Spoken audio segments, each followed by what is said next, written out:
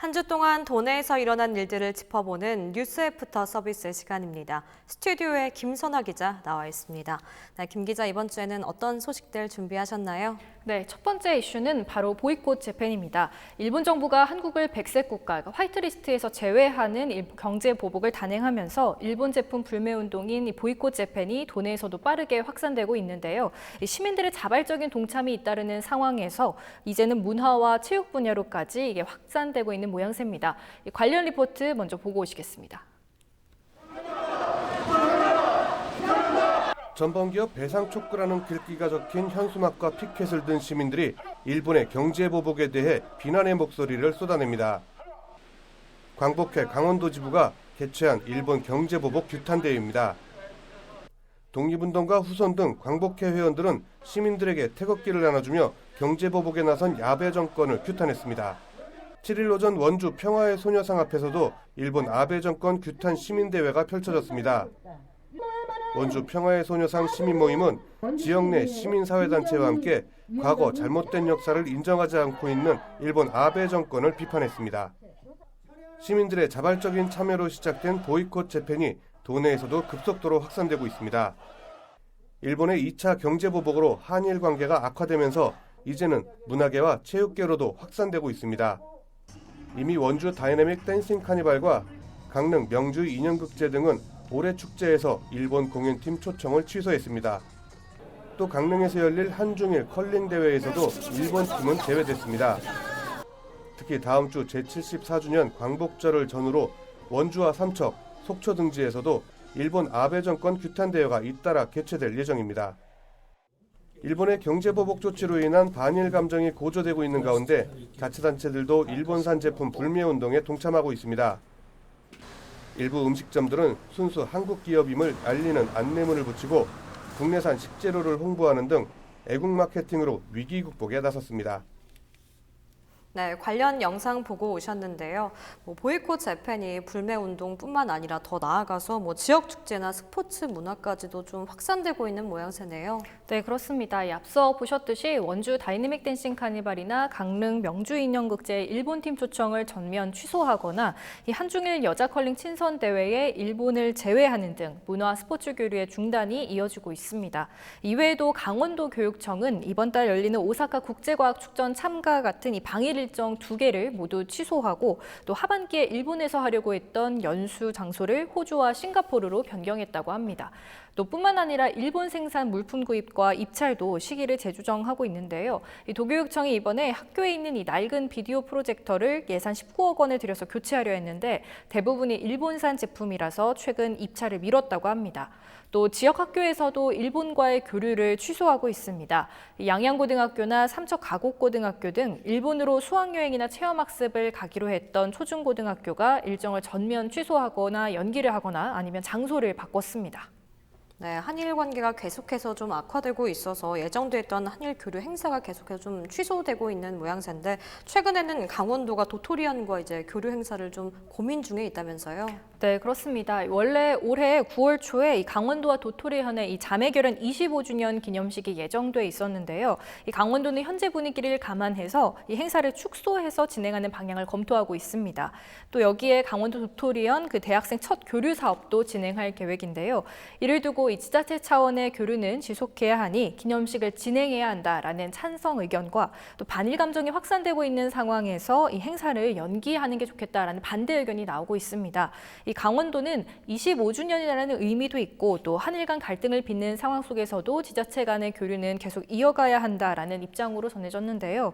일단은 문재인 대통령의 이 광복절날 기념사의 그 대일 메시지를 보고 이 기념식 행사를 할지 말지를 결정할 최종 판단할 예정입니다.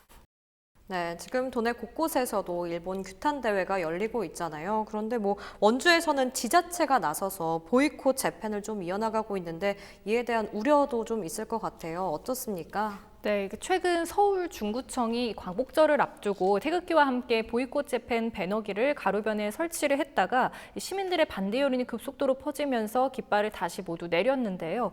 이 중구청의 배너기 설치에 반대하는 시민들은 아베 총리와 일본인을 철저히 구분해야 하고 또 민간이 주도하는 일본 불매 운동에 지자체가 개입하는 게 옳지 않다라는 의견이었습니다. 그러니까 노 재팬이 아닌 노 아베에 초점을 맞춰서 이 지혜롭게 대응을 해야 한다는 건데요.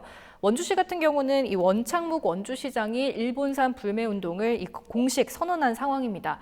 원주시가 나서서 일본산 제품 구매를 중단하고 공무원 연수 교육도 무기한 중단에 또 필요하다면 관련 조례나 규정을 만들어서 강력하게 대응하겠다라는 입장을 밝혔는데요. 거기에 노 재팬, 보이콧 재팬이 적힌 홍보 스티커 10만 장도 만들어서 배부했습니다. 이를 두고 이 지자체가 나서서 교류를 막는 게 한국 관광이나 한일 국민 교류에 도움이 될 것이냐 라는 우려가 나오고 있습니다. 또 세계무역기구 이게 또 이 세계무역기구인 그 WTO의 정부조달협정에 위배될 수 있어서 이 지자체 차원의 보이콧 재팬은 좀 더 신중하게 접근해야 할 필요가 있다라는 목소리도 나오고 있습니다. 네, 보이콧 재팬에 대한 이야기는 여기까지 들어보도록 하겠습니다. 다음 소식으로 좀 넘어가 볼까요? 춘천시와 춘천시 의회가 청사 리모델링을 두고서 이렇게 비난의 목소리가 쏟아지고 있다면서요? 네, 그렇습니다. 춘천시 의회가 최근 3억 원을 들여서 비좁은 회의실을 넓혔는데요.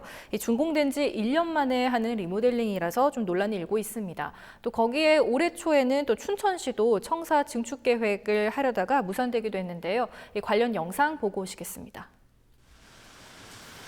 춘천시의회 상임위원회 회의실이 눈에 띄게 넓어졌습니다. 기존 회의실에 비해 2배 가까이 확장됐습니다. 회의실이 비좁다는 지적에 춘천시의회가 준공 1년 만에 3억 원을 들여 리모델링을 한 겁니다.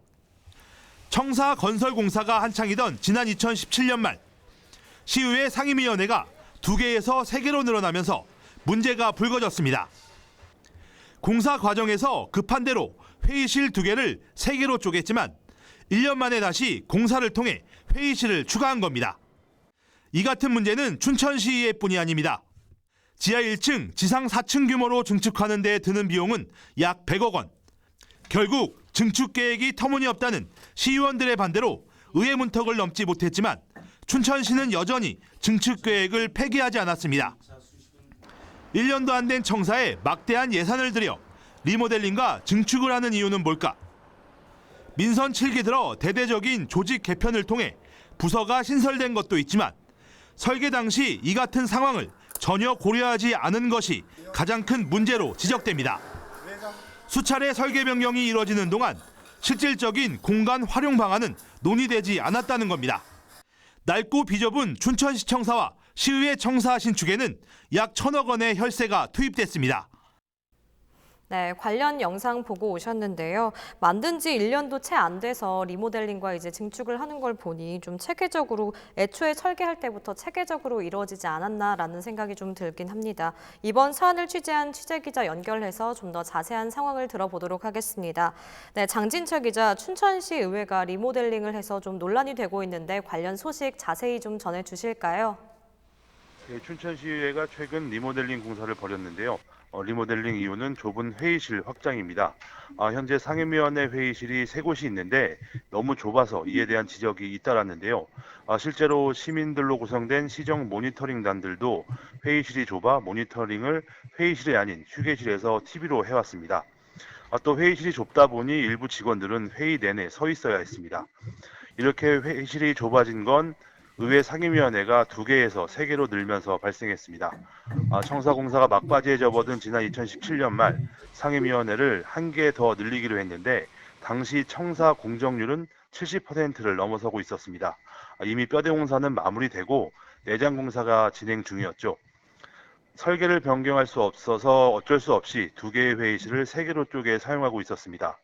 좁은 회의실을 넓히는 건 이해할 수 있지만 문제는 청사가 지어진 지 1년밖에 되지 않았다는 겁니다. 청사 건설을 위해 위원회까지 만들고 의견을 수렴하고 설계를 수차례 변경했는데 정작 이런 상황이 고려되지 않은 겁니다. 의회 리모델링에는 3억 원이 들었습니다. 이뿐만이 아닙니다. 춘천시청사는 준공된 지 채 1년도 되지 않은 올해 초 300억 원을 들여 별관 한개동을 증축하겠다는 계획을 내놨습니다. 이 역시 조직 확대로 업무 공간이 좁아졌다는 게 가장 큰 이유였는데요. 시의회도 터무니없는 계획이라며 시의 증축 계획을 부결시켰습니다. 이렇게 새로 지은 지 1년도 안 된 건물에 적게는 수억 원, 많게는 수십억 원의 예산을 들이는 행정을 바라보는 시민들의 시선이 곱지는 않겠죠. 시청사의 필요성은 당시 조직 확대에 따른 업무 공간 부족과 노후된 청사 때문이었습니다. 행정이 조금만 더 적극적이었다면 이런 일은 일어나지 않았겠죠. 이 점이 아쉬운 대목입니다. 지금까지 헬로티비 뉴스 장진철입니다.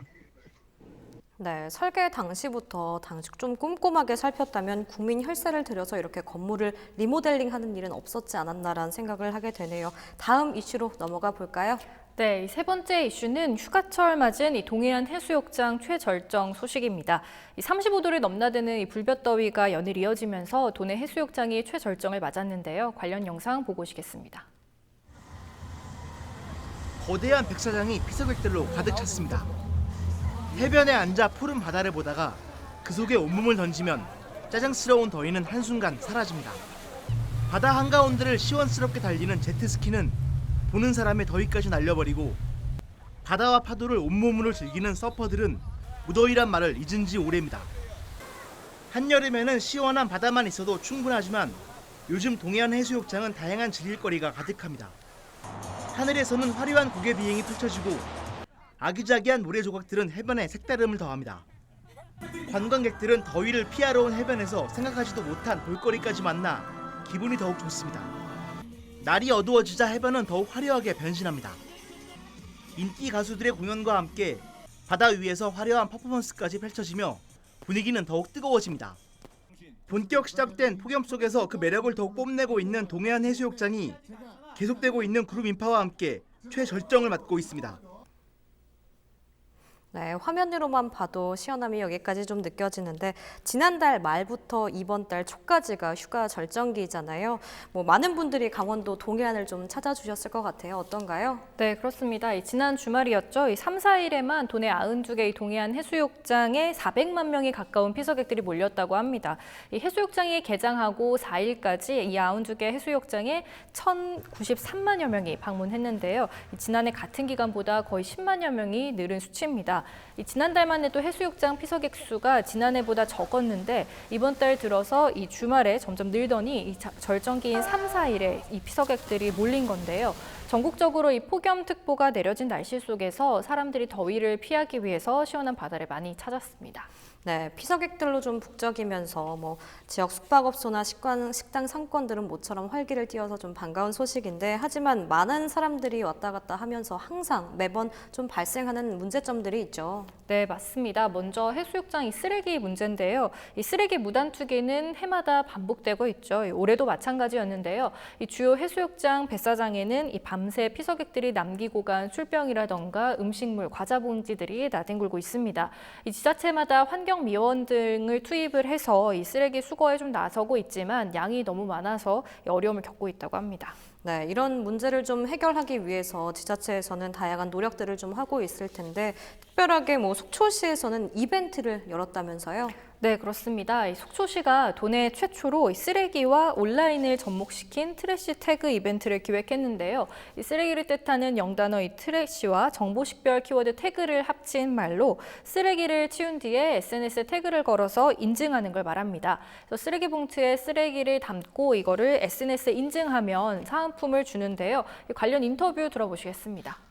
친환경을 넘어서 필환경이 요구되는 시대인 만큼 해양 환경에 대한 또 여러 가지 관심들이 증대되는 만큼 오셔서 재밌게 노시고 쓰레기도 하나의 놀이문화로 정착될 수 있었으면.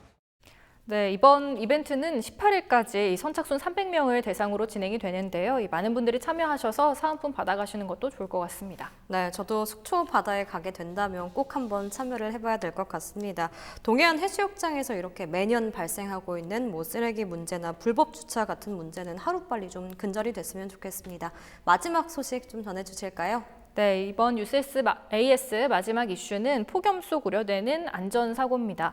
먼저 첫 번째는 이 살인 더위 속 등산입니다. 이 폭염이 기승을 부리고 있는 요즘 아무런 준비 없이 산을 오르다가는 자칫 화를 부를 수도 있는데요. 이 관련 영상 보고 오시겠습니다. 소방대원이 헬기에서 로프를 타고 내려가 등산객과 함께 헬기로 올라옵니다. 지난 3일 설악산을 오르던 28살 박모 씨가 탈진 증세를 보여 119에 구조 요청을 한 겁니다. 때이른 더위가 찾아온 지난 5월에도 강원도 철원의 한 야산에서 다리를 다치고 탈수 증세까지 보인 등산객이 구조됐습니다. 땡볕 더위에도 등산객 대부분은 본인의 체력을 과시합니다. 하지만 지나친 자신감은 금물, 폭염 속 산행 사고가 끊이지 않고 있기 때문입니다. 준비 없는 무리한 산행이 여름철 산악사고의 주요 원인입니다. 땀을 많이 흘려 탈수 상태에 빠질 수 있기 때문에 마실 물을 충분히 가져가야 합니다.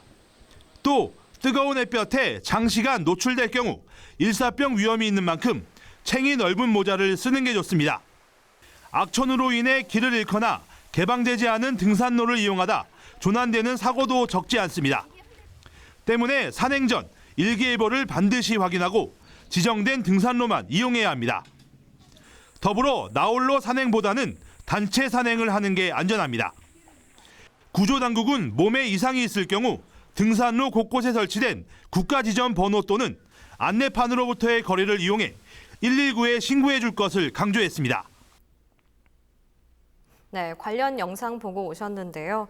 불볕 더위 속에서도 이렇게 산 정상에 올랐을 때 그 짜릿함과 쾌감 때문에 많은 사람들이 산에 좀 찾으시는 것 같은데, 그런데 그만큼 산악사고도 좀 많이 발생한다면서요? 네, 최근 5년 동안 이 도내에서 발생한 산악사고 10건 중 3건은 여름철인 6월부터 8월 사이에 집중됐다고 합니다.